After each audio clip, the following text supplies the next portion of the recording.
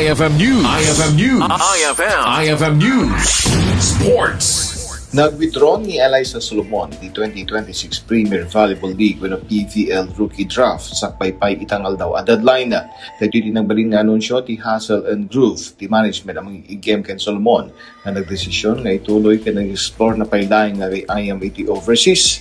Sigun pa itinaso ang management ng mga rugin nga ang training ni Solomon iti Alas Pilipinas itangal daw para ti Asian Volleyball Confederation Women's Cup iti Canton City ang mga itong Hunyo sa isaging 14. Ti 6'1" nga opposite spiker na nagayayam iti Japan SV League iti Osaka Marvelous ket makadwa na veterans Alyssa Valdez, Cez Molina ken Jovelyn Gonzaga, babaen ken coach Shaq de los Santos iti Alas Pilipinas.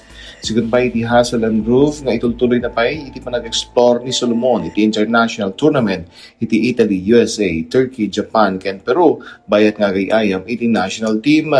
Ti 3-time UAAP champion manipod iti National University ken nakatendar iti munang aldaw iti draft combine ken nakipagpaset ti anthropometric measurements ken performance assessments. Ngayon minlawlawag na nga san pa'y nakapagdesisyon no man pa'y nakipagpaset iti combine. Sugod met ken PVL Control Committee Chairman Sherwin Malonzo ano kas pagarigan no adda agwithdraw a rookie ket agdalan metlaing iti proseso no desidido nga magipagpaset iti draft.